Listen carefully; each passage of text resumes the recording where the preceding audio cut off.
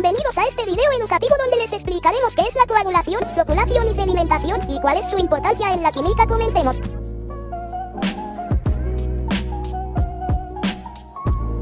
El fundamento de la coagulación en la química está relacionado con la interacción molecular y las propiedades coloidales de las sustancias involucradas.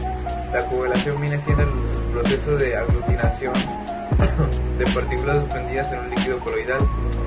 Hay varios factores que influyen en el proceso de la coagulación, especialmente en sistemas coloidales y de suspensión. Algunos de ellos son los electrolitos, cargas superficiales, coagulantes químicos, el tiempo de mezcla, la velocidad de agitación, la naturaleza de las partículas. El proceso de la coagulación empieza por la dispersión coloidal, que está en las partículas sólidas que están dispersas en un líquido. Después siguen las cargas eléctricas, después la adición de un coagulante, que se crea un coagulante en el sistema que tenemos, la neutralización de las cargas, después sigue la aglomeración de partículas, después sigue la formación de los flóculos, que es donde las micropartículas se agrupan y crean flóculos más grandes. Después sigue la sedimentación, donde los flóculos formados son más densos que el líquido y circundante y tienden a sedimentar, a caer al fondo. Después sigue la floculación y después sigue el supernadante y el lodo, que es el líquido que queda por encima de los flóculos, que se llama el supernadante, mientras que los flóculos que se acumulan en el fondo son el lodo. Yo les voy a platicar sobre los tipos de coagulación, principalmente tres. La coagulación electrolítica es aquella que se encarga de la adición de iones a un medio dispersante para que las cargas de las partículas coloidales cambien. La coagulación por neutralización es aquella que se encarga de agregar un reactivo para que los coloides se neutralicen y sus partículas eléctricas se queden estables. Y la coagulación por calor es aquella que se encarga de agregar calor a una partícula coloidal y algunas veces esta puede cambiar, minimizando su repulsión de partículas coloidales debido a su energía cinética. Sus principales aplicaciones están en el tratamiento de aguas residuales, en la industria alimenticia y farmacéutica y en la purificación y síntesis de reactivos químicos. Un ejemplo de aplicación de los coagulantes sería en las aguas residuales.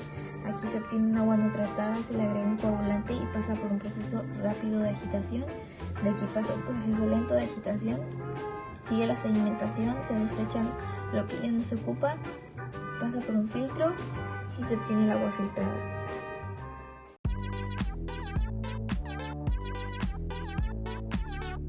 La floculación es un proceso en el que las partículas en suspensión en un líquido se agrupan para formar flóculos más grandes y densos. Esto ocurre debido a la interacción entre las partículas, que pueden tener cargas eléctricas opuestas. Las partículas con cargas similares se repelen, pero cuando las condiciones son propicias, estas partículas pueden unirse mediante puentes físicos y químicos para formar agregados más grandes, llamados flóculos. Varios factores pueden influir en el proceso de floculación. El pH del líquido puede cambiar las cargas en las partículas y afectar su capacidad para unirse. La concentración de partículas en el líquido, la temperatura y la intensidad de la agitación también desempeñan un papel. Existen varios tipos de floculación.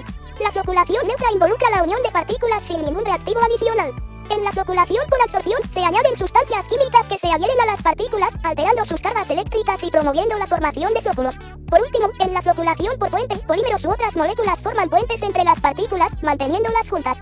La floculación tiene diversas aplicaciones en industrias clave. En el tratamiento de aguas, se utiliza para separar partículas y sedimentos, purificando el agua antes de su consumo.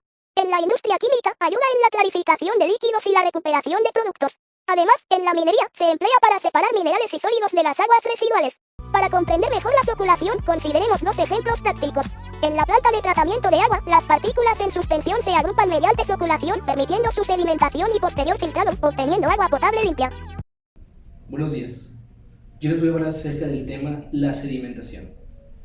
Bien, la sedimentación es un método de separación que permite separar mezclas heterogéneas de un sólido en un líquido. Esto es mediante reposo, lo que quiere significar que no ocupamos ningún tipo de acción o fuerza para que nuestra sedimentación o el proceso de sedimentación se lleve a cabo. Entonces, para lograrlo, este método de separación se basa en la diferencia de densidades de los componentes de la mezcla. Casualmente, también se considera un método de separación en proceso natural. Esto es debido a que, ya que las partículas más pesadas son removidas por la acción de la gravedad, de ahí que se considera proceso natural, y son atraídas hacia el fondo de la sustancia. Muchas gracias. Yo les voy a hablar sobre los tipos de sedimentación que existen. Existe el sedimentación de partículas discretas. Esto quiere decir que la partícula cuando baja no pierde sus características durante su caída.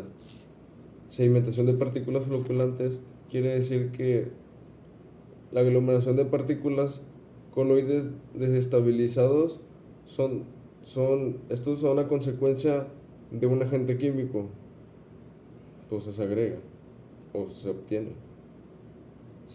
La sedimentación zonal es las partículas se agregan formando una masa decantado con un manto de una interfaz continua entre el fango decantado y el efluente clarificado.